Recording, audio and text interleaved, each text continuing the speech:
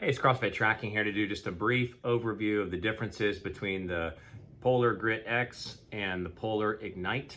We're going to look at them side by side in a second, but just to give you sort of a summary overview, there's differences obviously in size and in weight.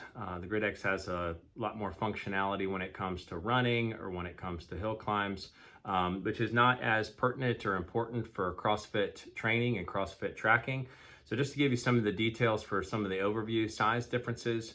So the Ignite is rated at 43 millimeters wide. It really comes in right at 43 millimeters. The Polar Grit X is at 47 millimeters wide. It really comes in more like 47 and a half.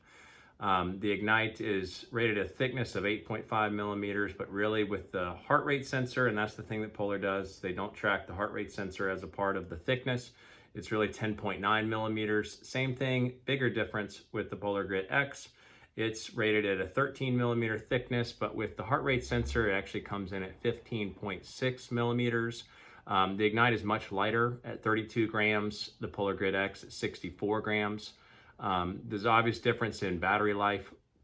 There's a 165 milliamp battery on the Ignite and a 346 milliamp on the Grit X. And when you look at it, obviously there's a screen difference. The Polar Grit X uses a transflective screen, which is typically more visible in sunlight, but it has an always-on display. And the Ignite has a wrist raised display, but it is an AMOLED type screen.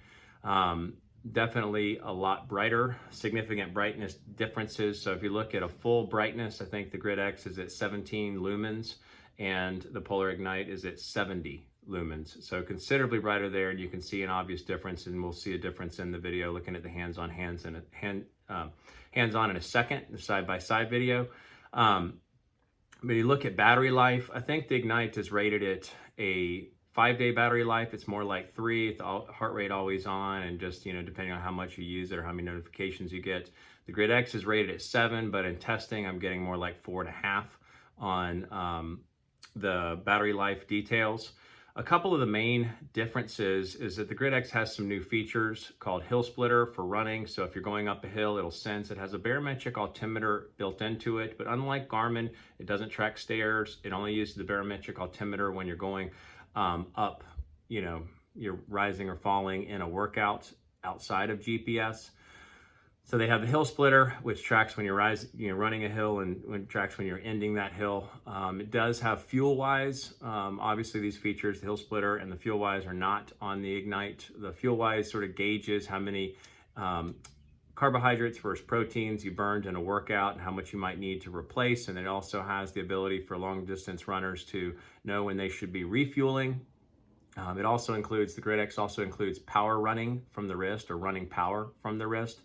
None of these things are in the Ignite, but none of those things really matter as much for CrossFit tracking. The Grit X has a military grade build and design, so it is going to be more durable. So that is a feature that's beneficial to the CrossFit training.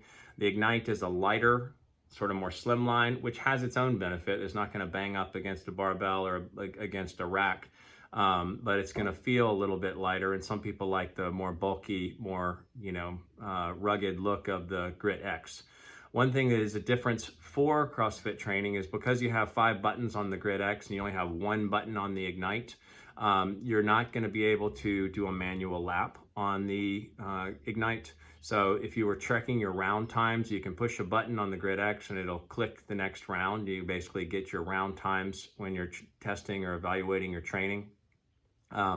We'll show you in a second. There's a difference to the heart rate sensor. So there's different colors to the diodes of the heart rate sensor. We're not going to get into an analytical evaluation of the heart rate tracking, benefits or differences between the two, just looking at the optical heart rate sensor. But just know that there's a differences in color with the number of diodes, or with the diodes that are on the Polar Precision Prime on the Grit X, and it's a newly released thing. Grit X also includes a weather widget, and it also includes a compass, but you can't access it like in a Garmin in the Phoenix series or the 945 series. You can see a physical compass on the watch and you can tell what direction you're going in. The compass is only activated during workouts on the Grit X.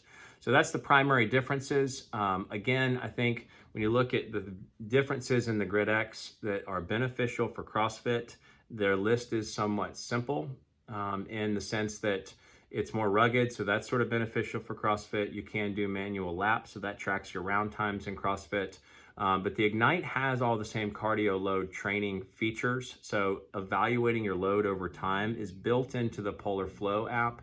So on the Grit X, you can see a cardio load widget. So you can see how your load is increasing or decreasing over time, and your strain and your tolerance. All those things are available in the Polar Flow app. They're not available in the watch of the Ignite as a widget, but they're still available on the app. So it's not a real loss unless you just count. They both include nightly recharge. They both include total daily activity tracking. They both include heart rate, tracking throughout the day. They both include on the watch a logbook of your workouts. But again, some subtle differences between what the Grit X might benefit in CrossFit training, but not significant. And there's a difference in price. Obviously, the Ignite is $229. It does have built-in GPS, and the Grit X is $429. So it's about twice as much in cost. So let's look at a hands-on hands. Again, if you like this video, please give it a thumbs up. I'm trying to build a subscriber base, so subscribe for future updates and future video reviews. Thanks. Okay, getting into a brief hands-on side by side, you can see the two watches and the brightness levels of each. You can see obviously that the Polar Grit X uses the transflective. It's a much dimmer display. And when you do a wrist raise, obviously it's at a negligible brightness level. See if I can get a wrist raise to activate. So the wrist raise, I think I have this set on Do Not Disturb, but the wrist raise is a considerably dull brightness on the Grit X. So if you look at the two, you can see obviously the size differences between the 47.5 millimeters, so it's not exactly 47, and the 43 millimeter of the Polar Ignite. And then a thickness level difference. You can see that the Grit X is considerably thicker, so you'll feel it more. You can see it's even got a more significant rise to the heart rate sensor than even the Ignite has. So obviously the Grit X was rated at 13 millimeters, but it's really more like 15.6. That compares more with like a Phoenix 6, and the Polar Ignite rated at 8.5 millimeters, but it's at 10.9 millimeters thick with the heart rate sensor. Looking at the heart rate sensor differences, you can see that the diodes are red, and so you can see they're green and red on the Ignite, which is the original Polar Precision Prime, and they're red and yellow or orange on the Grit X, and there's a green one right in the middle for ongoing tracking. You can see, obviously with the differences on the functionality with the screens, you can see that there's an activity tracking. Let's see if we can get it to be the same. I didn't use it for sleep last night. You can see so here you can see what is the cardio load status built into the watch. You get that information for the Ignite on the Polar Flow app. So it's not really lost. You just can't see it built into the watch. Here's your activity tracking. I haven't been using the Grit X, so it's not going to have the same activity. So we'll just look at these one by one. So here's the activity on the Ignite, just a generic watch face. You can change it to analog if you'd like. There's just your Fit Spark, and it'll give you recommendations. There's the nightly recharge, and you can go into that. It does have a touch screen. They both have touch screens, but this doesn't have buttons. The Ignite has just one button, so you access most of the information through the touch screen itself. Last training session, you can click into that and get a logbook, heart rate, activity level, and back to start. On the Grit X, you can see the same things, but it does have a couple of other widget differences. There's the generic screen. Here's the new weather widget.